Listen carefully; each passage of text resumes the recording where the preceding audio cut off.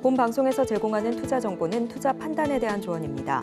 방송에서 제공하는 주식의 가치, 가격 상승 및 하락에 대해서는 방송사에서 보장하지 않습니다. 시청자 여러분 안녕하십니까? 최은정입니다. 오늘 한 주를 시작하는 월요일인데요. 지난 주말에 미국과 유럽 증시가 크게 하락한 영향을 오늘 국내 증시는 물론이고 아시아 주변국 증시가 영향을 받고 있습니다. 금리 인상에 대한 공포가 시장을 짓누르고 있는 건데요. 오늘 코스피 지수는 전 거래일 대비해서 1.4% 내린 2,666선에서 거래가 되고 있고 코스닥은 코스피보다 더 낙폭을 키우면서 현재 2% 가까이 내린 905선에서 거래가 되고 있습니다. 시장의 분위기는 좋지 않은 상황인데 다만 5월 FOMC 이후로 어떤 변곡점이 생길 수도 있다라는 분석이 있는 만큼 앞으로의 투자 전략이 또 중요할 것 같습니다. 오늘도 저희와 함께 하시면서 시장에 어떤 중요한 포인트가 있는지 그 흐름까지 잘 챙겨가시는 시간 됐으면 좋겠습니다. 자, 4월 25일 월요일 오늘장 내일장 지금 시작합니다. 저희 방송은 유튜브를 통해서 참여가 가능합니다. 서울경제TV 들어오셔서 시장과 관련한 궁금증 남겨주시면 반영해서 답변 도와드리도록 하겠습니다. 또 저희 방송에서 제공하고 있는 정보는 투자 판단에 대한 조언입니다. 해당 주식의 가치와 수익률을 보장하고 있지는 않습니다. 서울경제TV와 서울경제신문은 당사의 브랜드입니다. 서울경제증권TV와는 무관하며 기타 유사 명칭에도 주의해 주시기 바랍니다. 오늘장 내일장 시작합니다.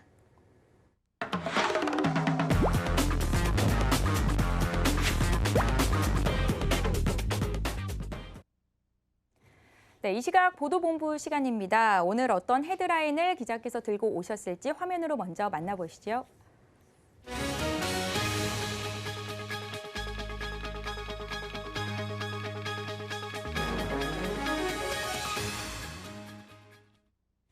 예, 오늘은 경제산업부의 김수빈 기자 전화 연결해 보겠습니다. 기자님 안녕하세요.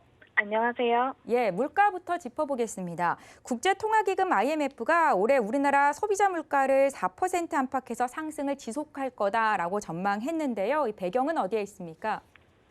네, IMF는 지난 19일 한국의 올해 물가 상승률 전망치를 기존 3.1%에서 4.0%로 올렸습니다. 한국은행의 목표 소비자 물가 상승률은 2.0%인데요. 마틴 카우프만 IMF 한국 미션 단장은 한국의 물가 상승률에 대해 올해 4% 안팎을 지속한 뒤 내년 말 목표 수준으로 돌아갈 것이라고 예상했습니다. 그는 글로벌 에너지 및 식품의 가격 상승, 글로벌 공급망 교란, 그리고 수요 회복에 따른 서비스 가격 상승이 복합적으로 작용한 결과라고 분석했는데요. 여기에 우리나라의 경기 회복 수준과 물가 상승 압력을 고려할 때 통화 정책이 적절하게 정상화되고 있다는 평가도 덧붙였습니다. 네, 반면 경제 성장률 전망치는 소폭 하향 조정했다고요? 네, 그렇습니다. 경제 성장률을 3.0%에서 2.5%로 내려잡았는데요. 러시아와 우크라이나 전쟁에 대한 직접적 노출은 적으나 무역 상대국의 성장률 둔화가 영향을 미치고 상품 물가 상승에 영향을 받았다는 분석입니다. 카우프만 단장은 또 중국 성장률에도 영향을 받을 것이라 설명했는데요. 그는 주로 내부 요인에 기인하는 중국의 성장률 전망 둔화도 한국 경제에 부담을 줄 것이라고 내다봤습니다. 네, 다음으로 일기 신도시 재건축 얘기로 넘어가 보겠습니다. 아무래도 인수위원회가 좀 신중하게 접근을 하는 모습인데요. 어떻습니까? 네, 인수위와 정부는 집값을 자극하지 않기 위해 규제 완화와 관련해 속도 조절에 들어간 모습인데요. 특히 경기도 분당 일산 등 일기 신도시 정비 사업에 대해서 보다 신중한 접근을 예고했습니다. 그러니까 일기 신도시 정비 사업에 대한 밑그림부터 특별법 제정까지 충분한 의견 수렴과 사회적 논의를 거치겠다는 건데요. 실제 최근 윤석열 대통령 당선인의 과거 공약으로 인해 재건축 기대감으로 매물이 회수되고 가격이 1억 원 이상 뛰는 등 불안 조짐이 좀 있었거든요. 정부는 일기 신도시 재정비는 개별 단지의 재건축 사업보다는 신도시 전체의 도시계획이 되는 문제로 보고 있습니다. 그렇다 보니 인수위와 정부는 신도시 특별법을 통해 이 문제를 접근해 나갈 거란 방침입니다. 예, 그럼 법 제정까지는 시간이 다소 걸리겠군요. 네, 아무래도 신중한 접근이라고 언급을 했던 만큼 시간이 꽤 필요할 것으로 보이는데요. 내달 초 발표되는 새 정부 국정과제에 신도시 재정비 관련 공약이 포함되더라도 실제 시행까지는 상당 기간이 소요될 거란 정부의 설명입니다. 인수위와 정부는 현재 신도시의 주거지 용적률을 법적 상한인 최대 300%까지 올리되 역세권 등 일부 지역은 준주거지역 등으로 종상향을 해 용적률을 최고 500%까지 높이는 방안 등을 검토 중인 것으로 알려졌습니다. 그리고 신도시뿐만이 아니라 다른 정비 사업도 속도 조절에 나서는데요. 안전진단 규제는 집값 상황을 봐가며 최적의 완화 시기를 저울질하겠다는 입장입니다. 윤 당선인이 언급했던 준공 30년 단지의 정밀 안전진단 면제 공약은 시장 불안을 더 키울 수 있다는 이유로 사실상 폐기된 상황인데요. 재건축 초과이익 환수제 부담금 완화는 늦어도 연내에 법 개정을 추진하는 쪽으로 가닥이 잡힌 것으로 알려졌습니다.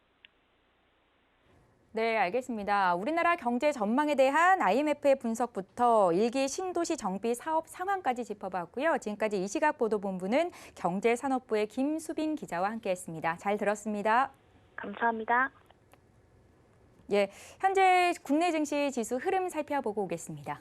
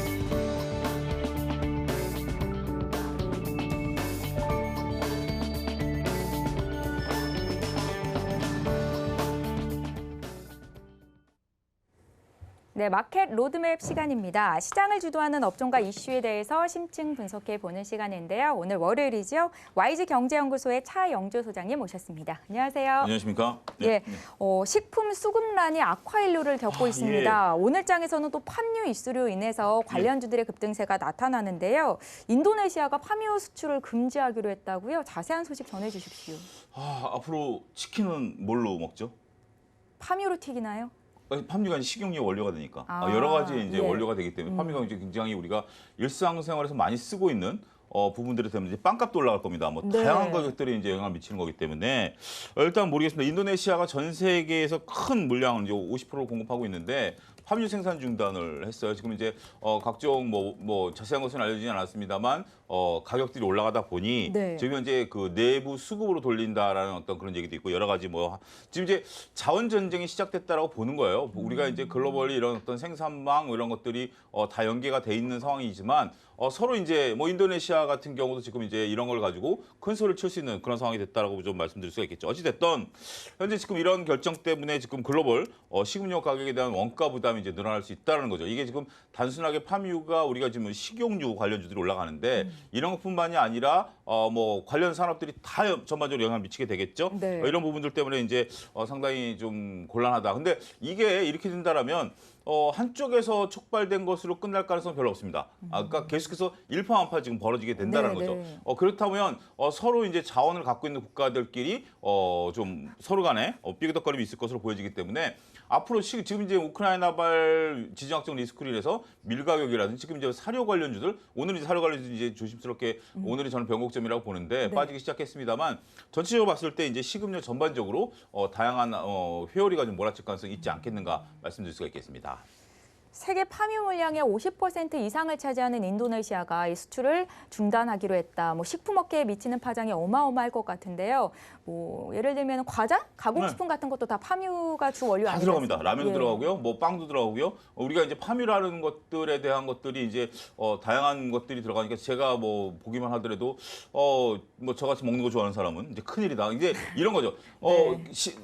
이게 뭐 기업 입장에서 본다라면 이 팜유가 뭐 없게 되면 판유가 불응의 값이 될 수밖에 없고요. 네. 그렇다고 이게 원가 부담이 된다고 그래서 라면 공장들이 라면을 생산 안 할 수도 없는 것들이기 때문에 이런 것들을 어떻든 뭐 갖고 와야 되죠.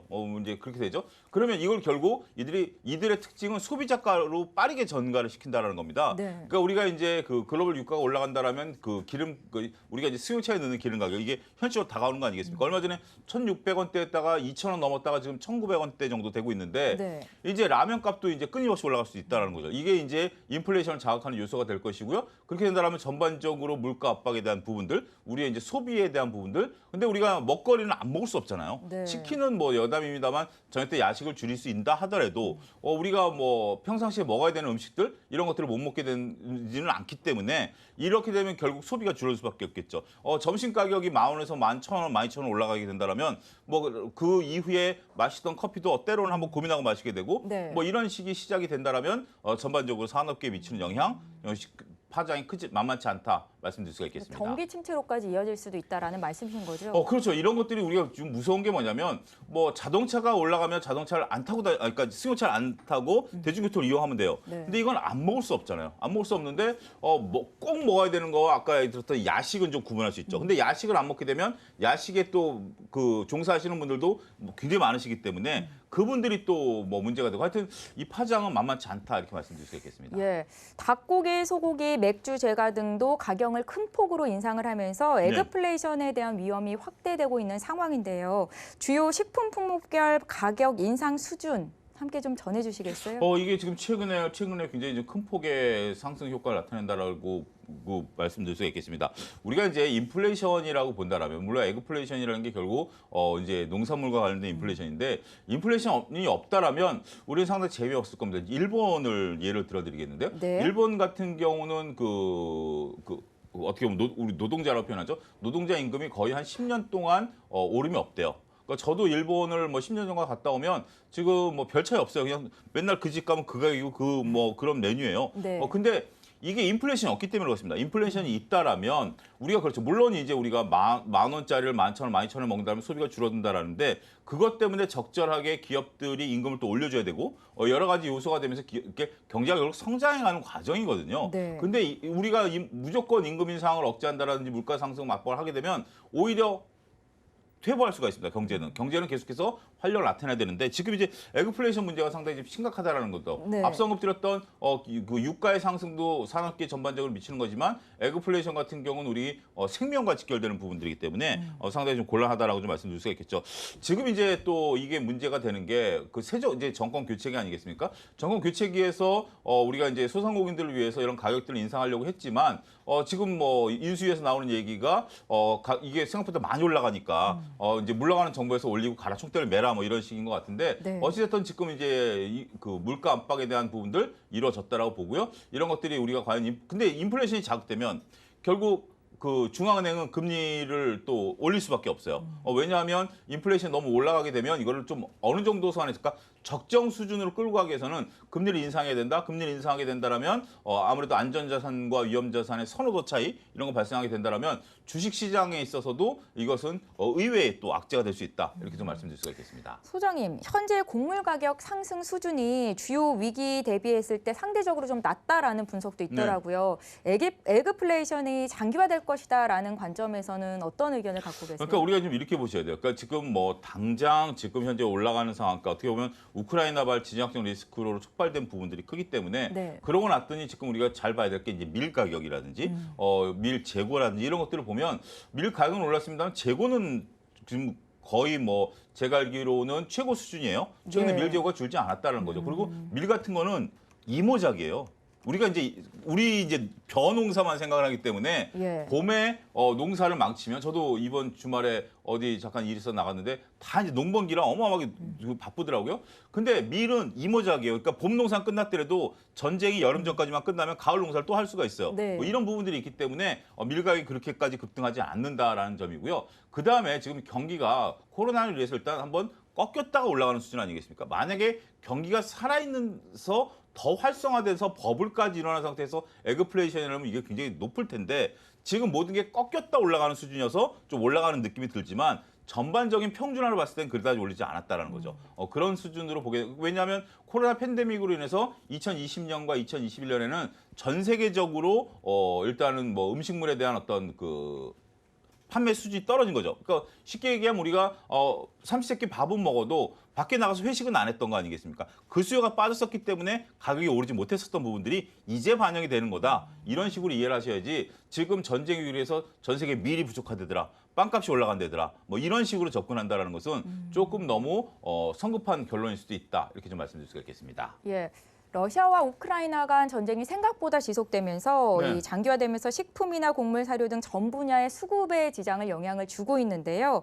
그렇다면 이 식량과 곡물 관련주를 투자하는 투자자 입장에서는 어떻게 접근하는 게 좋을까요?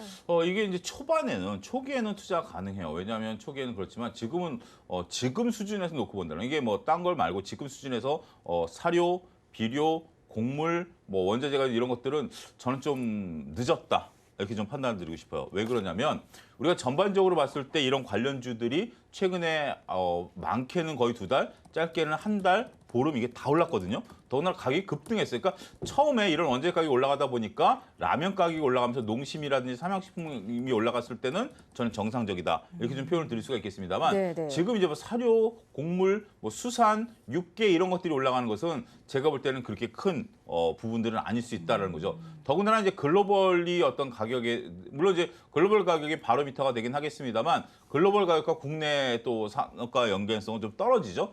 그런 부분들을 보게 된다라면 이런 쪽에 이제서야 이런 뉴스에 반응해서 투자한다라는 것은 제가 볼 때는 쉽지 않다. 특히 오늘 같은 경우에 저도 조금 전에 식사 후에 잠깐 체크를 해봤는데 사료주들이 보합까지 밀렸더라고요. 네. 이런 차트에서는 여러분들 갖고 계신 분들은 글쎄요, 제가 직설적으로 말씀드리면 오늘 안 빠져나오시면 내일부터는 땅을 치고 후회할 수도 있는 상황이 연출이 되거든요. 저렇게 음봉을 나타낸 상태에서 다시 오늘 오후에 상한가를 말아간다?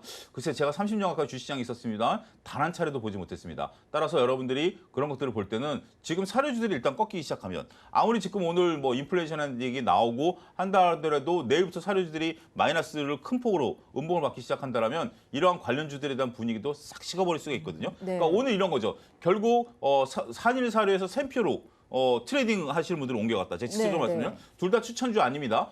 한일 사료가 어제까지 상한가 치고 오늘 이제 한 20% 가까이 올랐다가 샘표가 지금 상한가 치지 않았습니까? 네, 네. 여기서 저는 트레이딩 자금들이 이동됐다라고 봐요. 그렇기 때문에 그걸 가지고 그 앞에서 그나마에서 순환을 돌겠지. 그래서 저는 모르겠습니다. 저는 이제 그런 것들을 전혀 그런 쪽 투자에 관심을 갖고 있죠. 왜냐하면 트레이딩 관점의 접근. 걔가 농심이라든지 삼양식품에 대해서는 올라갈 때는 추천을 드린 바 있습니다만 예. 지금 사료주와 뭐 이런 어떤 뭐 식음료 이런 쪽들에 대해서 한다라면 저는 뭐 투자할 마음이 전혀 없다. 이렇게 좀 설명드릴 수 있겠습니다. 농심이나 삼양식품 같은 라면을 만드는 기업들은 어떤가요? 이거는 지금은 그러니까 초반에는 가능했습니다만 이게 이제 이런 가격 이런 것들이 이제 올라가는 게 점진적으로 이런 거죠. 처음에 이제 이 정도가 이제 이익이죠. 이익이다가 이게 원가가 올라오면 이익이 발생 안 하니까 이걸 또 딱 올리는 거죠. 이런 식으로 계단식으로 올라가는 거거든요. 네. 그러면서 이제 기업의 이윤을 추구하는 그러한 기업들인데 지금은 일단 한 차례 올렸기 때문에 바로 올리긴 부담스럽다. 그리고 현실적으로 기업의 자율이 있다 하더라도 새 정부가 들어서게 된다라면 당장 지금 새 정부 발등에 불은 물가 인상이고 물가 압박이거든요. 그렇기 예. 때문에 인위적으로 아무래도 새 정부가 들어섰을 때 정치적인 영향이 가장 셀 때 아니겠습니까? 그게 이제 시간이 갈수록 정치적인 영향이 줄어들고 레임덕 뭐 이런 얘기가 나오는 건데 가장 지금 새 정부가 큰 힘을 발휘할 때 기업들이 그 가격을 올린다? 제가 볼 때는 쉽지 않습니다. 지금 마지막 올릴 수 있는 게 5월 이전까지 올릴 수 있고요. 5월 이후부터는 제가 볼 때는 당분간 물가를 못 올린다라는 쪽에 뇌피셜을 말씀드리지만 일단은 지금 그렇게 된다면 기업들은 이 원가 압박을 고스란히 가을까지는 최소한 떠안아야 되기 때문에 오히려 투자는 쉽지 않을 수도 있다. 이렇게 설명드릴 수가 있겠습니다. 예. 에그플레이션이 계속된 문제가 되면서 네. 저희가 이제 관련주에 대한 투자 의견을 네. 여쭤봤는데 전혀 추천을 하고 계시지 않은 소장님 그렇습니다. 의견이십니다. 한 가지만 더 여쭤볼게요. 유가의 경우에 바이든의 비축유 방출로 소폭이지만 안정세를 보이기도 했는데 네. 국내의 경우에는 정부가 밀 비축량을 늘리기도 했습니다. 네. 이런 결정들이 또 국내에 미치는 영향은 어떨지 한 말씀 부탁드립니다. 그러니까 이제 전반적으로 봤을 때 우리가 그 이제 유가 부분들을 보면 우리가 이제 이런 원자재 가격도 여러분들이 생각해 보셔야 되는 게 그런 것도 있어요. 그러니까 이제 원자재 가격 권역이라는 게 이제 뭐 식음료든 뭐 유가건 뭐 아니면 광산물이건 이런 것들이 수요 견인에 의해서 움직이는 게 첫 번째고요. 네. 두 번째는 그다음 유동성에 의해서, 그러니까 글로벌 자금의 유동성에 대해서 움직이는 거고, 세 번째는 심리적인 요소에서 움직인다. 이것을 여러분들이 잘 구분하셔야 됩니다. 산업이 발달하면 유가가 올라가죠. 예. 그건 이제 산업의 쓰임새가 늘어나기 때문에 유가가 올라가는 거기 때문에 이걸 수요와 공급에서 가장 경제학의 기본진이라고 보는 수요와 공급의 수요가 늘어나면 당연히 이 기름이라는 게 공급이 한정돼 있으니까 가격이 올라갈 수밖에 없죠. 네. 우리가 이제 예를 들어서 뭐 전 세계적으로 가뭄이 왔다. 밀을 생산 못하면 먹어야 되는 양은 똑같으니까 밀가격이 올라갈 수 있다. 이건 수요와 공급이에요. 이거는 정상적이죠. 또 한 가지는 우리가 이제 글로벌 유동성, 그러니까 2022년에 중앙은행이 이제 자금을 풀었죠. 막대한 네. 자금을 풀었는데 이게 기업으로 흘러 들어가야 되는데 기업으로 안 흘러가다 보니까 투자은행들이 이제 투자 자산을 찾기 시작한 겁니다. 우리 이제 주식만 생각하지만 그 속에는 채권 투자하시는 분들, 석유 투자하시는 분들, 여러 군데 투자하시는 분들이 계시잖아요. 이런 것들이 이제 이쪽으로 들어와서 유동성을 좀 끌어올린 것도 있습니다. 그다음에 마지막으로 우리가 말씀드릴 수 있는 게 심지어인 거죠. 야, 전쟁이 났대더라. 어디? 우크라이나, 유럽의 빵 지역이래, 저기 곡창지대래. 그러면 밀가격 올라가는 거 아니야? 이런 심리적인 요소가 있는 거죠. 지금은 전자 이 세 가지가 다 섞여 있는데 중요한 것은 유동성이 빠질 가능성이 있는 거죠. 다음 달부터 이제 약 매달 우리나라 115조라는 돈이 중앙은행에 빨아들이지 않습니까? 그러면 중앙은행에서 돈을 빌려서 투자했던 원자재에 했던 사람들은 이걸 팔아서 그 돈을 내야 되죠. 네. 그러니까 유동성은 빠집니다. 그러면 중요한 것은 수요와 심리적인 요소인데 심리적인 요소는 전쟁이 끝나는 순간 급브레이크가 걸려버리죠. 야, 이제 전쟁이 끝냈다더라.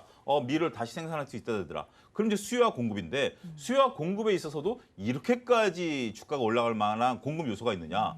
하루에 4끼 드세요? 5끼 드세요? 이건 아니잖아요. 네. 우리가 이제 3끼 플러스 알파인데 이거를 가지고 지금 이 정도로 가격이 끌어올렸다. 제가 볼 때는 좀 거품이 투기적이다. 크다. 투기적이다라고 말씀드릴 수 있겠죠. 여러분들 사료주나 육개주 사실 분들은 사셔서 저녁 때 치킨 한 2-3마리씩 드시면 관련주가 올라가지 않을까 싶습니다. 예. 예, 잘 알겠습니다. 오늘 장을 좀 봐주세요. 미국 증시가 너무 많이 빠져서 아무래도 예. 좀 약세를 예상은 했었는데 네. 그래도 좀 긍정적인 부분을 찾자면 아시아 증시에 비해서 우리 증시가 좀 선방한다 정도인 것 같습니다. 흐름 어떻게 보십니까? 저는 우리나라 증시에 대한 믿음 버리지 않았습니다. 저는 2,600을 깨지 않는 한 우리나라 증시는 미국하고 전혀 상관없다. 여러분들 미국이 지금 저는 빠지는 게 금리 인상 때문에 빠진다고 저는 안 봅니다. 금리 인상 때 빠진다는 금리 인상도 중요한 요소가 되긴 하겠죠. 근데 네. 그 100%는 다는 아니다. 지금 미국 주식이 빠지는 게 테크주들에 대한 어떤 밸류 논란이거든요. 지금 뭐 넷플릭스를 필두로 해서 다양한 테크주들이 실적을 못 내고 있잖아요. 예. 그걸 우리가 이쪽이 실적을 낼 거라고 봤는데 실적을 못 내고 있기 때문에 상대적으로 지금 뭐 가격이 저는 떨어진다. 특히 여러분들 잘 보셔야 되는 게 2020년에 전세가 다 올랐습니다. 근데 우리는 2021년 1월 달 기점으로 삼성전자가 딱 멈춰버렸어요. 그리고 계속해서 2021년 횡보했어요. 그러다가 이제 말에 가서 개별 종목, NFT라든지 메타버스를 개별 종목 올랐지만 미국의 테크주들은 2021년 하반기까지 계속 끌고 갔어요. 2년을 끌고 갔어요. 그러다 밀리기 시작한 거고 우리는 벌써 1년 반 동안 횡보를 했었던 상황입니다. 네. 그렇기 때문에 미국과 국내를 똑같이 취급한다? 저는 조금 불만입니다. 따라서 미국의 테크주들은 저는 여러분들 서학개미 가시는 분들은 심각한 고민을 지금 하셔야 되는 순서가 왔다라. 우리나라 네이버도 마찬가지고요. 네이버가 1분기 어닝 서프라이즈가 났잖아요. 네. 이거는 우리가 플랫폼에 대한 그 과도한 기대감을 갔었습니다만 네이버가 부합 못한 거잖아요. 이제부터는 시작이다라고 보고 왜냐하면 인건비 부담을 견디지 못하는 기업이기 때문에 하지만 경기 민감주들을 보면 실적 잘 나오잖아요. 현대차 같은 경우. 그러면 저는 오히려 미국 주식 빠진다, 국내 주식 빠진다, 그럼 현대차 같은 거 사야 된다고 봅니다. 그런 관점에서 여러분들이 접근하셔야지 미국이 빠지니 우리도 불안하다? 이건 아까 말씀드렸던 여러 가지 요소 중에 심리적인 요소예요. 근데 주식을 잘 하시려면 심리적인 요소를 냉정히 봐야 돼요. 남들이 무섭다고 그럴 때 진짜 무서운가? 정말 어려운가? 그러면 동참하셔도 되고 아니야 지금 내가 보니 내 기업을 보니 전혀 무서워할 필요 없어. 남들이 파네? 그때 사는 게 오히려 역발상 투자의 정석이다. 저는 그렇게 좀 말씀드리고 싶습니다. 예, 주요 증권사들이 이번 주 증시 전망을 어떻게 하나 좀 정리를 해봤었는데 뭐 개별 종목들만 움직이는 박스권 장세가 이어질 것이라고 분석을 하더라고요. 전혀 동의 안 합니다. 그러신가요? 예, 전혀 동의 안 합니다. 개별 종목이 이번 주 투자 전략과 함께 좀 말씀 개별 종목이 부탁드릴게요. 움직인다라는 것은 무슨 의미인지 모르겠어요. 이게 참 애매한 말입니다. 개별 종목은 대형주인가요? 중소형주인가요? 아니면 테마주인가요? 이게 참 저는 증권회사 이 애널리스트 분들이 애매모호하게 쓰신다라는 거예요. 그러니까 할 말 그러니까 저도 이제 증권회사 출신인데 할 말 없으면 박스권 개별 장세. 이거는 어떻게 전형적인 모습입니다. 저는 여러분들이 단기 매매를 하시면 그 말대로 하십시오. 개별 종목을 샀다 팔았다 했죠. 하지만 여러분들이 길게 끌고 가신다면 저는 경기 민감주 6개월을 보시고 모아가는 절호이계다 거듭 말씀드리도록 하겠습니다. 경기 민감주를 6개월 동안 보고 6개월에서 1년 최소한 보고 예, 들어간다면 지금 들어가면 지금 이제 서서히 모아가면 저는 예. 태평하실 것 같아요. 굳이 여기서 내가 매매를 해서 이번 주에 수익을 보겠다. 오늘 당장 수익을 보겠다. 그러면 이제 막 이것저것 찾아보셔야 되지만 글쎄요. 그렇게 해서 지금 수익을 낼 수 있는 장은 제가 볼 때는 저라면 굳이 하라면 하겠지만 수익 상대적으로 작년 가을 같은 경우는 쉬었죠. NFS 메타버스라는 강력한 테마가 있었으니까. 근데 지금 결국 테마라는 게 식음료 쪽만 살아있는 테마를 갖고 단기 매매를 한다? 제가 볼 때는 아주 훌륭하신 전문가 이상은 쉽지 않다 말씀드릴 수가 있겠습니다. 예, 소장님 잘 알겠습니다. 저희 마켓 로드맵은 여기까지 진행하겠습니다. 지금까지 YG경제연구소의 차영주 소장과 함께 앞으로의 투자 전략까지 짜봤습니다. 고맙습니다. 감사합니다.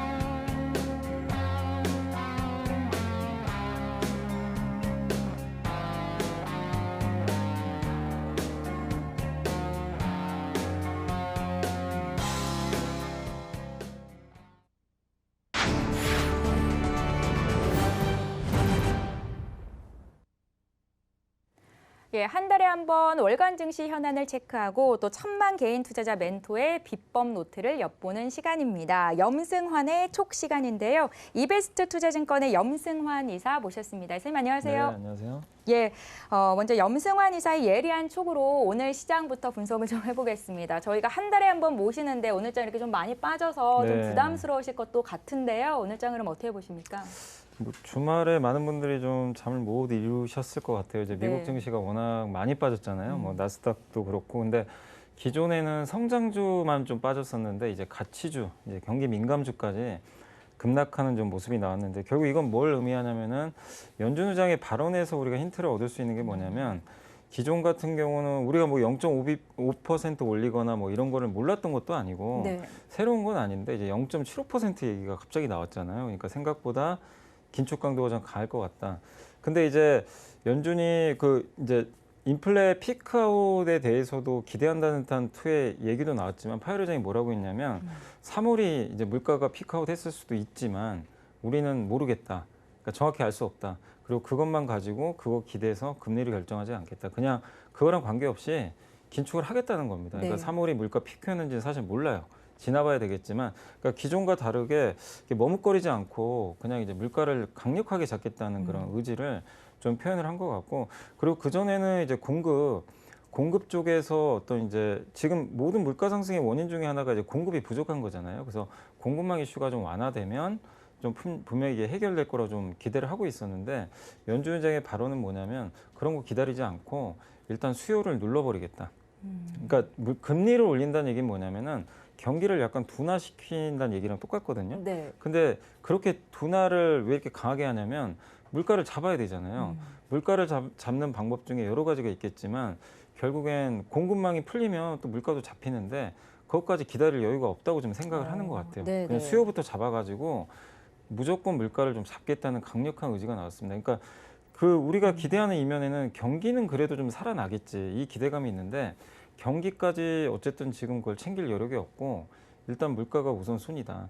이러니까 이제 미국의 성장주가 빠지는 건 그전부터 빠졌는데 느닷없이 금요일 날 미국의 경기 민감주가 폭락을 해버렸어요. US 스틸이나 캐터필러 같은 이제 건설 굴착기 업체들이 막 신고가 나고 있었거든요. 네. 근데 6%가 빠진 거예요. 그게 결국엔 연준 의장의 발언을 경기가 둔화돼도 감내하겠다. 이런 해석으로 좀 하는 것 같아요. 그래서 미국 증시가 충격을 받아버렸고 오늘 역시 국내 증시도 그 영향에서 좌우할 수가 없는 거죠. 그래서 오늘 보면 뭐 경기 민감 대표주들이 막 급락을 하고 있잖아요. 네. 거기다 뭐 소비재 업종이라든가 경기에 민감한 기업들의 주가가 오늘 유독 이렇게 급락하는 이유는 그런 배경이 있습니다. 그리고 오늘 역시 또 환율도 지금 급등을 하고 있는데 그런 이제 경기에 대한 우려감은 한국 증시에도 당연히 부정적이기 때문에 오늘 국내 증시는 굉장히 좀 그 미국 영향을 좀 크게 받는 좀 상황이 이어지고 있다라고 보는 게 맞는 것 같습니다. 네, 그러니까 지난 주말에 미국 증시가 크게 하락한 이유가 성장주에 더불어서 그간 잘 갔었던 가치주라든지 경기 민감주가 함께 하락한 것이 원인이었다라는 분석이고 오늘 국내장에도 영향을 미치고 있다는 말씀이신데요. 이 같은 상황이 좀 지속될 거라고 보시는 건가요? 당분간 이 우려에서 좌우할 수는 없겠죠. 예. 그러니까 왜냐하면 이제 사실 실제로 미국 경기가 어떻게 될지는 몇 달 지나봐야 알아요. 우리가 알 수는 없어요. 근데 네네. 지금 시장은 그걸 반영하고 있어요. 경기까지 둔화될 수 있겠구나. 실제로 현실화되겠구나. 미국은 그 전 세계에서 경기가 가장 좋은 나라잖아요. 근데 중국은 지금 안 좋지만 지금 미국 같은 경우 고용이나 소비가 나쁘진 않아요. 근데 연준 의장이 그런 발언을 했다는 건 미국 경기 약간 둔화도 염두에 둔다는 얘기거든요. 근데 그 데이터를 확인하기까지는 시간이 걸리겠지만 시장을 그걸 그냥 지금 빠르게 예. 그냥 반영을 하고 있다. 그래서 그걸 반영하는 과정에서 우리 한국도 당연히 반영을 하겠죠. 근데 다만 미국과 한국은 다른 점은 한국 같은 경우 작년 8월부터 증시가 빠졌거든요. 네. 미리 좀 선조정을 받았기 때문에 미국보다는 그렇게 크게 빠지진 않을 거는 같아요. 근데 한국 증시도 주가 레벨업을 하려면 결국 한국은 수출 기업들이 많기 때문에 경기에 대한 기대감이 살아나야 돼요. 근데 그 기대감이 살아나려면 물가가 꺾여야 됩니다. 네. 그러니까 물가 피크아웃이나 경기 기대감이 확인되려면 역시 이것도 당장 우리가 눈으로 알 수가 없습니다. 적어도 한두 달. 특히 5월 11일 날 제 날짜로는 미국 시간으로 5월 10일 같은데 그날 미국의 소비자 물가가 발표되거든요. 그러니까 그때 왜냐하면 4월 달에 발표된 데이터는 조금 꺾이는 게 좀 보였어요. 근데 5월에 발표되는 그 데이터가 연속해서 좀 꺾이는 게 보인다. 그럼 시장은 좀 안도를 하겠죠. 그러면 생각보다 빨리 갈 수도 있는데 5월 달에 발표된 물가지수가 또 고공인지를 또 했어요. 예를 들면. 그러면 이제 늦어지는 거죠. 그래서 저는 여기서 뭐 2,600을 깨거나 뭐 그러진 않는다고 생각은 하지만 상승까지는 좀 이런 것들이 확인될 때까지 시간이 걸릴 수밖에 없기 때문에 지금은 그냥 지수 자체는 좀 위나 아래로 좀 크게 이렇게 벗어나긴 좀 어려운 좀 옆으로 좀 늘어지는 장세가 이어지지 않을까 이렇게 예상을 하고 있습니다. 네, 잘 알겠습니다. 오늘 국내 증시가 1에서 2%대 하락을 보이고 있어서 먼저 국내 증시 흐름까지 어떻게 보시는지 여쭤봤고요. 그럼에도 불구하고 오늘 오르고 있는 업종이나 종목들도 있던데요. 네. 식량과 곡물 섹터가 오늘 또 강합니다. 인도네시아에서 이제 파묘 수출을 금지하겠다라는 소식이 네. 전해지면서 이 같은 흐름이 나타나는 걸로 보이는데요. 어떻게 보십니까, 이사님? 그러니까 음식료 업종들은 지금 올라가는 거는 기대감 때문인 것 같아요. 그러니까 지금 사실 곡물가가 좀 오른 지가 한참 됐는데 이거를 작년에 사실 가격 부담 때문에 인상을 한번 했잖아요. 그거 네. 어렵다는 라면 가격을 올렸다는 거는 라면은 올리기가 정말 힘든 제품이에요. 근데 작년에 오뚜기가 제 기억으로는 13년 만에 처음 올린 것 같은데 라면 값을 올렸다는 거는 이제 모든 업체들이 그만큼 원가 부담이 컸다는 얘기죠. 네. 그래서 작년에 올렸고 그걸로 인해서 주가 한번 좀 움직였었는데 근데 최근에 또 이번 우크라이나 사태 터지고 뭐 에그플레이션 얘기 나오고 또 거기다 지금 중국 같은 경우도 코로나 때문에 거기가 중국도 4대 곡창 지역 중에 하나예요. 사람들이 지금 파종을 못 해요. 네. 농부들이 일을 못 하고 있습니다. 거기에 미국은 지금 가뭄 맞죠. 우크라이나는 세계 3대 이제 밀 경작지가 있는데 거기 지금 당연히 전쟁 때문에 아무것도 할 수가 없어요. 근데 이게 그 음식료 같은 경우는 특징이 뭐냐면 농산물 같은 경우는요. 어쨌든 수요는 일정해요. 수요가 뭐 갑자기 늘어나거나 그러진 않거든요. 그래서 결국 공급에 따라서 가격이 엄청난 변동을 보인다. 근데 지금은 공급이 너무 줄고 있잖아요. 이 공급이 일시적인지 공급 부족 일시적인지 구조적인지는 아직은 모르지만 네. 지금 분위기상으로는 이거 구조적으로 가는 거 아니냐. 이러면은 공급을 지금 당장 그렇다고 획기적으로 늘릴 방법도 없잖아요. 수요는 똑같단 말이에요. 그러면 공급이 늘려지지 않는 이상은 농산물 가격은 계속 고공행진할 수밖에 없거든요. 네. 그러니까 갑자기 뭐 전쟁이 끝나거나 그런 상황이 발생하지 않는다면 이 공급 텀 때문에 굉장히 장기간 곡물가가 올라갈 수밖에 없고 근데 곡물가가 올라가면 결국 음식료 업체들은 가격을 따라서 올리게 됩니다. 이게 명분이 생기잖아요. 네. 가격 올릴 수 있는. 그래서 이제 그 기대감으로 이런 것들이 반영이 돼서 올라가는데 그전에는 비료나 사료가 먼저 갔어요. 근데 이 기업들은 농산물 가격이 바로 오르잖아요. 비료나 사료는 바로 가격 전가가 가능하대요. 근데 뭐 우리 흔히 말하는 뭐 이 CJ 제일제당이나 대상이나 오뚜기나 이런 가공식품 회사는 네. 오늘 농산물 가격이 20% 튀었어요. 다음 날 바로 올릴 수는 없어요.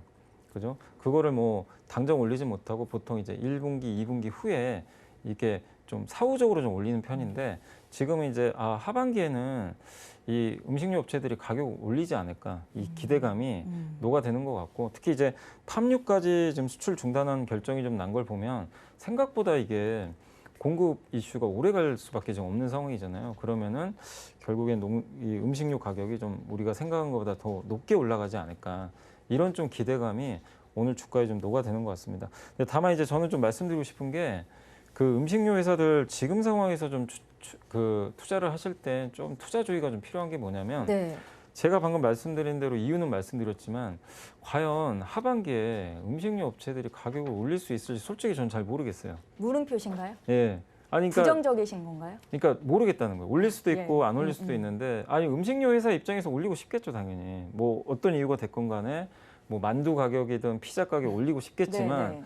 지금 국민적 저항이 만만치 않을 거란 말이에요. 지금 왜냐하면 휘발유 가격 오르죠. 모든 물가가 올라요.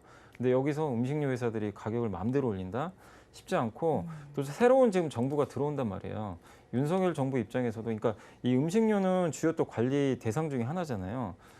이게 여기서 물가가 너무 올라가면은 정부 입장에서도 부담스러울 수밖에 없거든요. 그래서 저는 개인적으로 제가 이거를 알 수는 없어요. 네. 그렇지만 지금 주가는 올린 걸 가정해서 올라가는데 만약에 가격 인상을 못하면 하반기에 엄청난 실적 하락이 불가피합니다. 왜냐하면 원재료 가격이 올라가는데 가격을 못 올리면 어떻게 되겠어요? 당연히 이익은 부러지겠죠. 그러니까 우리가 무조건 된다 이거보다도 그런 고민은 저는 여러분들이 좀 해보셔야 된다. 그래서 저는 음식료 업종들이 지금 최근에 올라가는 거는 뭐 음식료 주주분들한테는 좋은 일이지만 네. 지금은 오히려 좀 비중을 줄여야 될 때가 아닌가. 저는 그렇게 생각을 하고 100% 확신을 제가 할 수는 없고요. 네. 다만 이제 저는 음식료 중에서 만약에 투자를 한다면 저는 라면 쪽이 괜찮은 것 같아요. 왜냐하면 가격 인상도 뭐 가능할 수도 있지만 저는 이제 구조적으로 좋아지는 건 무조건 Q, 그러니까 수요가 증가하는 산업에 투자해야 된다고 생각을 하거든요. 원래 음식료는 수요가 증가하는 산업이 아닙니다. 정체돼 있는데 라면은 지금 수요가 증가해요. 어디서? 해외에서. 지금 중국은 좀 침체 위기를 좀 겪고 있지만 네. 특히 삼양식품 같은 기업들이 그 수출 데이터 보면 깜짝 놀랐어요. 미국이나 유럽이나 이런 쪽으로 그 수출 데이터가 지금 급증하기 시작합니다. 네. 그러니까 뭐냐면 수요가 늘기 시작하는 거죠. 그렇기 때문에 저는 좀 라면 쪽은 좀 괜찮다고 보고 있습니다. 그래서 라면은 좀 긍정적인데 다른 음식료 업체들은 지금 이렇게 좋을 때 분위기 좋을 때 조금씩 발을 빼는 게 좀 낫지 않나 이렇게 말씀드리겠습니다. 주가는 호재를 선반영해서 오르잖아요. 네. 음식료 업종이 그런 차원에서 좀 많이 올랐었는데 지금은 비중을 좀 줄여야 할 때고 성장성을 봤을 때는 라면 쪽에서 네. 좀 괜찮다라는 말씀인데 네. 탑픽 종목이 지금 화면에 삼양식품이라고 나갔거든요. 이사님 네. 어떤 관점이십니까? 그러니까 삼양식품이 일단 그 수출이 잘 돼요.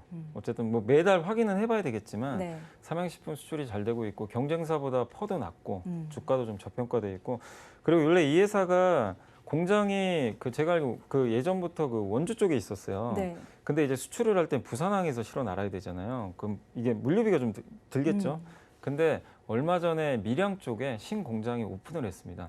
밀양과 부산은 되게 가까워요. 네네. 그러면은 운반비가 굉장히 줄어들 거고 또 수출할 때 운임 지수가 좀 부담이 될 수 있잖아요. 그동안 운임이 너무 올라갔는데 지금 상하이 컨테이너 운임 지수가 14주 연속 하락을 했어요. 이것도 수출 기업들한테 굉장히 호재가 되겠죠. 그래서 비용도 절감할 수 있기 때문에 그래서 그런 면에서 저는 이 삼양식품 해외 쪽 매출 비중 높아지면서 좀 좋을 수 있다라고 보고 있습니다. 예, 탑픽 종목 삼양식품에 대한 의견까지 들어봤습니다. 자, 이어서 5월의 증시 전략을 본격적으로 세워보도록 하겠습니다. 염승한 이사가 선정한 월간 주식 키워드 화면으로 먼저 만나보시죠. 예, 5월의 주식 키워드 미국의 긴축 가속화와 또 최근 성장주와 상반된 흐름을 보이고 있는 가치주의 귀환 이렇게 꼽으셨고요. 마지막으로 높은 실적을 기록한 은행주를 선정하셨습니다. 네, 염승환 이사께서 픽해 주신 5월의 키워드 하나하나 살펴보겠습니다. 먼저 시장을 흔드는 손이라고 하죠. 이 연준이 인플레이션 잡기에 나서면서 공격적인 정책을 내놓고 있습니다. 말씀하신 것처럼 뭐 0.5%포인트 인상에 대한 거는 뭐 시장이 이미 좀 흡수를 하고 있는 상황인데 더 높은 수준의 인상 가능성도 점쳐지고 있는 거죠. 지금 그러니까 6월 FMC가 제가 이거 주말에 자료를 작성했는데 네. 0.75% 인상하는 게 80%였는데 지금 보니까 6월 달에 90%까지 얘기도 나오더라고요. 예. 그러니까 거의 그냥 기정사실하는 거죠. 근데 오늘 아침에 또 나온 뉴스에 뭐라고 했었냐면 연준 의원들은 네. 우리 긴축 0.75까지는 안 한다. 좀 선은 그었어요. 그래서 안 할 가능성도 있지만 시장은 0.75까지 그냥 생각을 하고 있어요, 지금. 그래서 올해 0.5% 올리는 건 확률이 거의 99%입니다. 네. 그러니까 이변이 없는 이상 0.5는 거의 올린다고 보시면 되겠고 6월에 0.5가 될지 0.75가 될지 모르겠는데 지금 시장은 7월까지 지금 반영을 하고 있고 그다음에 7월에도 아마 0.5 정도 올릴 것 같고 9월에도 0.5% 정도. 그래서 지금 그 금리라 그러죠. 연말 금리가 원래 연준 의장이 처음 얘기했을 때가 3월 FMC에서는 1.9 얘기를 했어요. 네. 근데 지금 속도로 보면은 3%가 넘게 되는 맞아요. 거예요? 3%까지 거의 근접하고 네. 그 가장 매파시죠. 그 제임스 블라드 세인트루이스 연은 총재는 3.5 여기까지 무조건 올려야 된다. 이렇게 좀 강경하게 나가는데 어쨌든 물가부터 잡으란 얘기죠. 지금 물가를 못 잡으면 나중에 경기가 큰 데미지를 입을 수도 있으니까 그래서 일단 물가에 좀 초점을 맞추면서 미국이나 지금 한국이나 증시에는 좀 부담으로 그러니까 지금은 그런 불확실성을 지금 주가들이 계속 반영을 하고 있다. 이렇게 보시면 될 것 같습니다. 이사님, 시장이 정말로 많이 빠지고 있습니다. 네. 6월 달에 0.75% 인상까지 미리 시장에 반영이 되고 있는 상황이다라는 말씀이신 네. 거잖아요. 일각에서는 5월 FMC를 어떤 변곡점으로 잡고 증시가 상승으로 턴할 수 있을 수 있다라는 네. 기대감도 나오는 상황인데요. 5월 FOMC 회의가 임박했습니다. 어떤 것들이 주요 쟁점이 될 것이라고 보시는지 또 세계 증시가 또 한 번 롤러코스터를 타게 될지도 봐주십시오. 그 전까지는 아마 롤러코스터 탈 수밖에 없는 것 같아요. 왜냐하면 네.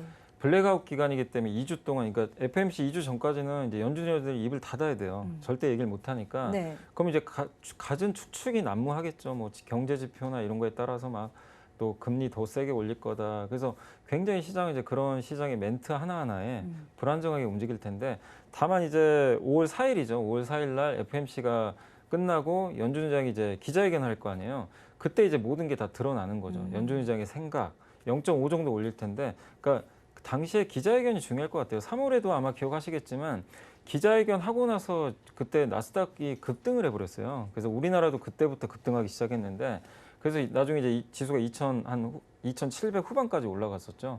결국에 그때도 금리를 올렸지만 미리 선반영하다 보니까 막상 금리 올린 게 악재가 되지 않았고 좀 명확하게 그림을 그려주다 보니까 아, 시장이 이 경로로 가겠다.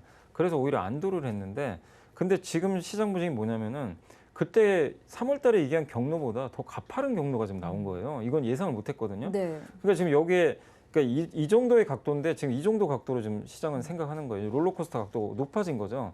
그러면은 5월 달에 이 정도 또 얘기를 해주면 시장은 이거 알고 있었잖아요. 그럼 오히려 반대급부로 증시는 또 위로 튈 수가 있는 거죠. 항상 먼저 선반영되니까. 그래서 5월 기자회견에서 우리가 모르는 또 새로운 긴축 얘기가 또 나오면 증시는 또 긴축하겠죠. 네. 근데 그게 아니라 지금 나오는 정도 수준의 이 정도 긴축 얘기가 그때도 확정이 된다면 시장 오히려 안도할 수도 있습니다. 항상 주가는 먼저 반영을 하니까. 그래서 저는 개인적으로 5월 FMC 이후에는 어쨌든 증시는 한 번에 좀 반등은 좀 오히려 가능하지 않을까 이렇게 보고 있습니다. 예, 잘 알겠습니다. 조금 더 길게 좀 시선을 잡고 말씀을 드리고 싶은데요. IMF는 세계 경제의 슬로플레이션을 경고하고 나서기도 했지만 여전히 낙관적으로 시장을 보는 분들도 많으신데 약하지만 올해 연말 무렵에 골디락스 시나리오를 점치는 분들도 계시더라고요. 경제는 성장하는데 물가가 잡힌다 이렇게 보는 건지 의견 어떠십니까? 저는 솔직히 골디락스 가능성은 좀 높지 않은 것 같고 뭐 어떻게 보면 지난 10년간 골디락스였어요. 미국 입장에서 보면 물가는 낮은데 경제 성장 꾸준하게 이어졌죠. 그게 사실 아마존 효과죠. 아마존이 이제 워낙 저가의 물건들을 공급하다 보니까 나스닥이 10년 랠리 나온 게 아마존 영향을 좀 저는 컸다고 좀 보고 있고 네. 그리고 물가 낮으니까 연준의 목적은 뭐죠? 물가를 어쨌든 올려야 돼요. 너무 낮은 물가는 경기에 안 좋거든요. 그래서 물가를 올리는 방법 중에 그러니까 올리려면 돈을 풀면 돼요, 사실은. 그래서 유동성 환경이 펼쳐졌는데 지금은 뭐죠? 정반대잖아요. 지금 물가를 잡아야 되고 돈은 너무 많이 풀렸어요. 유동성 환경이 위축됩니다. 그래서 골디락스가 나오기가 사실상 불가능한 상황이고 그러니까 결국 우리 투자자분들이 이건 인정을 해야 됩니다. 연준이 장도 작년에 실수한 게 물가 상승 일시적이다. 이 발언을 계속했는데 네. 지금 뭐 본인도 잘못했다고 시인을 했잖아요. 고물가는 계속 이어질 거예요. 그러니까 물가가 10 갔다가 8, 7 정도까지 떨어지겠죠. 하반기에는 그 정도 저도 보는데 떨어졌지만 과거보다는 절대적으로 높아요. 금리도 아마 2에서 3% 가겠죠. 그러면 이 금리 수준도 옛날엔 1이 안 됐잖아요.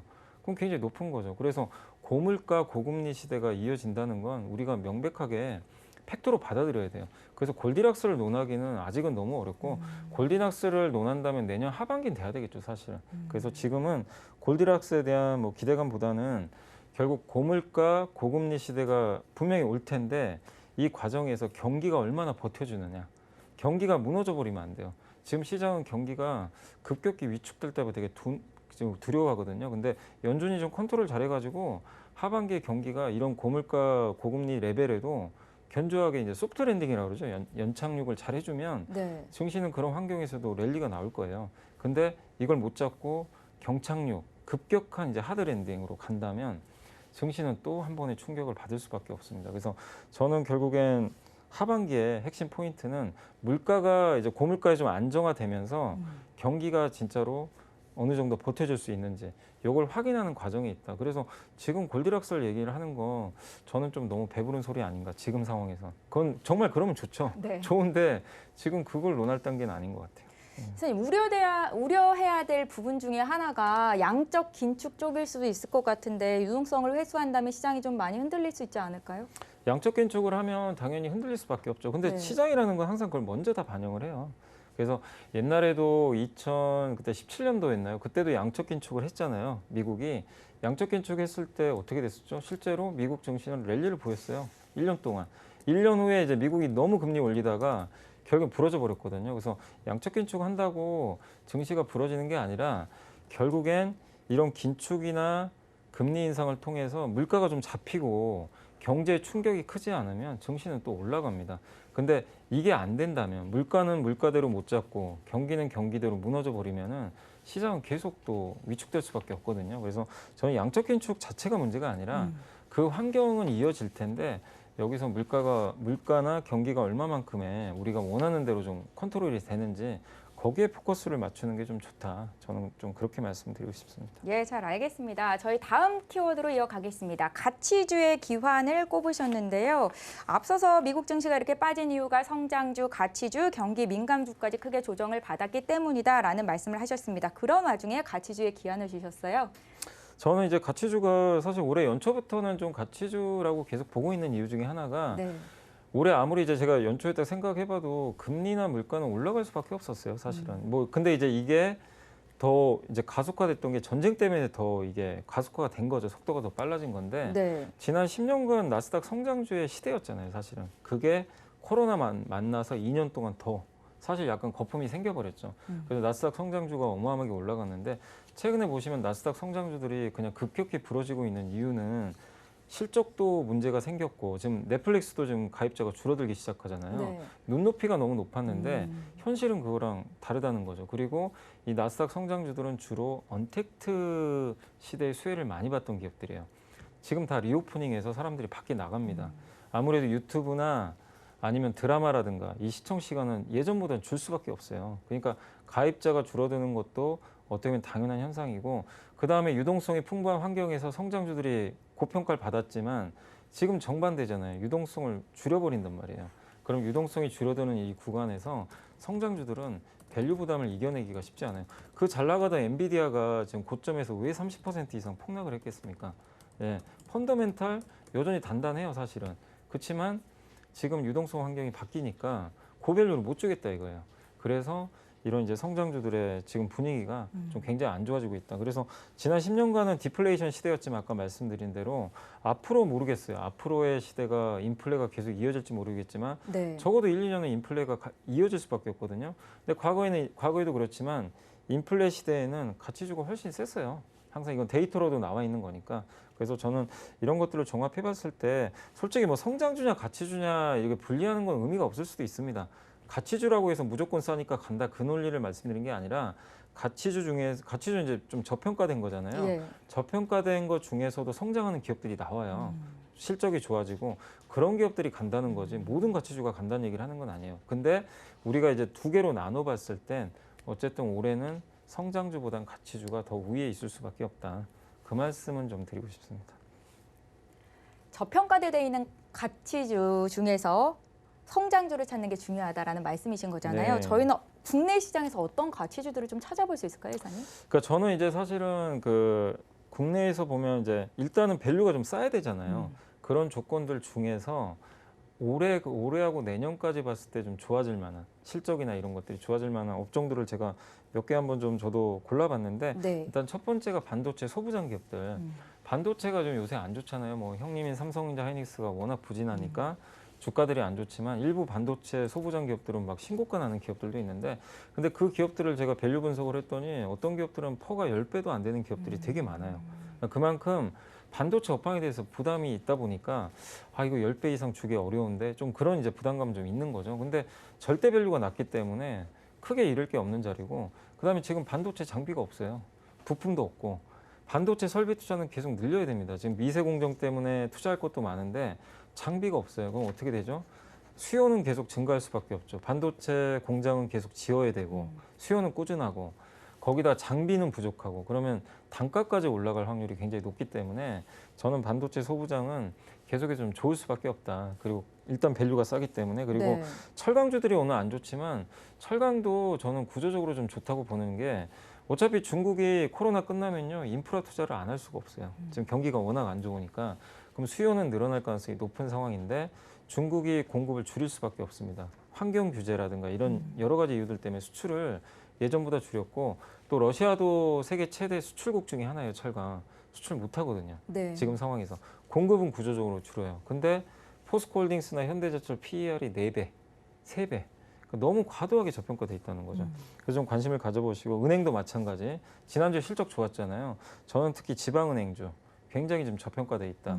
그 말씀 드리고 싶고 음식료는 사실 지난주까지만 해도 되게 저평가된 게 많았는데 네. 너무 갑자기 지금 튀어가지고 지금은 좀 접근은 하지 마시되 좀 라면 쪽 이쪽 좋고 네. 그다음에 이제 반도체 기판 이런 쪽은 한번 여러분들이 가치도 저평가돼 있는데 성장하는 기업들이니까 그 안에서 이걸 다 사라는 게 아니라 기업 분석을 꼭 철저히 하셔가지고 한두 개 종목만 선택을 해보시면 좋을 것 같습니다. 예, 말씀하셨으니까 은행주에 대해서 바로 또 여쭤보겠습니다. 5월을 장식할 마지막 키워드로 은행주를 주셨는데 지난주 은행들의 실적이 뭐 역대급이었고요. 여기에 금리 인상기에 수혜주는 은행 쪽이다라고 분석을 하잖아요. 네. 예. 은행주가 그 여러분들이 지금 포트에 하나 있으면 되게 많이 편해요. 금리 오를 때 수혜주죠. 인플레이션 방어도 가능하죠. 굉장히 그러니까 양수 겸장이라서 그리고 주가도 너무 싸잖아요. PER이 지금 JB금융지주가 PER 3배고요. BNK 금융지주가 2.9배인가? 지방은행들인가요? 네, 지방은행이 너무 싸요. 근데 지금 일단 주요 5대 금융지주는 이미 다 실적 발표를 했으니까 네. 지난주 주가 좀 올랐잖아요. 그래서 지금 따라가지 마시고 지금은 상대적으로 이 지방은행주들이 굉장히 저평가돼 있고 그다음에 은행 같은 경우 금리 오를 때 금리에 되게 민감해요. 업종 자체가. 금리 오를 때는 당연히 실적이 좋아질 수밖에 없습니다. 그래서 저는 은행주 한 종목 정도 편입하는 건 좋은데 지금은 좀 지방은행이 괜찮다. 그리고 지방은행들 같은 경우 지금 배당 수익률이 한 7% 이상 나옵니다. 그러니까 배당도 받을 수도 있고. 배당주 투자하기에는 좀 하반기가 적게 아닌가요? 지금 해야죠. 지금인가요? 항상 왜냐하면 연말 가면은 다들 배당주 찾아요. 그럼 이미 주가는 다 올라가 있어요. 그래서 관심 없을 때 항상 그 밀짚 모자 겨울에 사라는 얘기 항상 많이 하잖아요. 네. 그래서 배당주는 4월이나 5월에 사는 게 저는 좋다. 이렇게 말씀드리겠습니다. 새 정부 출범 이후 대출 규제에 대한 윤곽도 드러나게 될 텐데 은행주 투자 전략을 다시 한번 좀 여쭤볼까요? 저도 사실 이제 대출이나 이런 장단기 금리차에 영향을 많이 받는 줄 알았어요. 은행주가 장단기 네. 금리차 좁혀지면 은행주 안 좋고 예대 마진 줄어드니까 또 대출 증가 못하면 당연히 은행주에 안 좋다. 이런 이 고정관념이 있잖아요. 네. 근데 한 애널리스트 분이 보고서를 최근에 쓰고 있는데 읽어보니까 저 데이터 다 봤거든요. 별로 상관관계가 없어요. 실제로 뭐에 상관이 있냐? 금리에 민감한 게 바로 은행주입니다. 그런데 지금 금리 올라갈 수밖에 없는 환경이잖아요. 그래서 나중에 하반기나 연말 가가지고 우리 한국은행이 금리 상승 속도를 제어시킨다. 이제 더 이상 안 올리겠다. 이러면 은행좀 못 가요. 근데 지금은 금리를 앞으로도 두세 번 정도 올릴 수 있는 룸이 남아있기 때문에 네. 은행주는 여전히 좀 긍정적으로 봐도 된다. 그러니까 너무 대출이나 물론 이것도 증가하면 좋지만 그거에 밀접한 관련은 없다. 이렇게 말씀드리겠습니다. 네, 시장이 많이 불안하고 마음도 불안하실 텐데 은행주가 포트에 한 종목 정도 있다면 안정이 될 것이다라는 말씀 주셨습니다. 자, 앞서서 선정해 주신 키워드에 이제 염승환 이사님의 촉이 본격 가동할 시간입니다. 오는 5월 시장에 붐업을 시킬 업종과 종목에 대해서 콕콕 집어서 말씀을 드리는 시간인데요. 어떤 종목과 업종이 투자자분들을 기쁘게 해줄까요, 이사님? 아까도 이제 잠깐 들어갔던 건데 반도체 저는 부품하고 네. 대형 철강주 한 종목씩. 그래서 반도체 부품은 월덱스라고 아마 많이 공부해 보신 분도 계시겠지만 반도체 이제 장비에 들어가는 이런 이제 그 약간의 소모품이라 보시면 좋은데 막 식각 공정이라고 막 깎는 공정이 있어요. 네. 거기에 굉장히 많은 소모품이 들어가는데 그 공정이 미세화하면서 점점 이 소모품이 많이 들어가거든요. 그래서 이 회사는 주로 삼성전자, 하이닉스에 납품을 많이 하는데 그쪽 매출 비중이 좀 늘어나면서 실적이 좋고 거기다 주가도 저평가돼 있습니다. 그래서 한번 반도체 부품 쪽에선 월덱스 한번 좀 관심을 가져보시면 좀 좋을 것 같고, 두 번째는 포스코홀딩스. 이건 뭐 제가 말씀 안 드려도 워낙 유명한 기업이니까 다들 아실 텐데 오늘 주가 좀 많이 빠지잖아요. 빠진 이유는 미국의 철강주건 중국의 철강주건 좀 경기도나 우려 때문에 막 급나가거든요. 네. 근데 철강주는 그동안 주가가 너무 안 갔어요. 사실은 이제 경기 둔화 우려 막 이런 것들이 작용하고 맨날 이제 피크아웃 우려가 좀 컸죠. 이번 실적 좋아도요, 사람들이 인정을 안 합니다. 앞으로 꺾일 텐데. 그래서 굉장히 좀 주가가 할인을 심하게 받고 있어요. 퍼 3배, 4배 정도에 불과할 정도로. 근데 그런 부분들은 충분히 반영됐고 공급은 줄고 중국은 인프라 투자할 거고. 그래서 저는 하반기 보면 괜찮다고 저는 보고 있거든요. 그래서 포스코홀딩스 이렇게 좀 부진할 때 한번 비중은 늘려보자라고 말씀을 드리고 싶습니다. 예, 반도체 부품 쪽에서 월덱스를 또 철강 쪽에서 포스코홀딩스를 탑픽 종목으로 꼽으셨습니다. 투자하시는 분들 꼭 참고하셨으면 좋겠어요.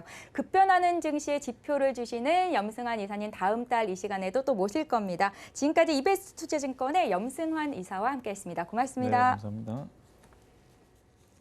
예, 오늘장 내일장 오늘 저희가 준비한 소식은 여기까지입니다. 저희는 잠시 뒤 마감 임박 60분의 승부로 돌아옵니다. 저희가 전해드린 여러 가지 투자 소식들은 투자 판단에 대한 조언입니다. 해당 주식의 가치나 수익률을 보장하고 있지는 않다는 점 꼭 기억하시기 바랍니다. 서울경제TV와 서울경제신문은 당사의 브랜드이고 서울경제증권TV와는 무관하다는 것도 다시 한번 고지해드립니다. 고맙습니다.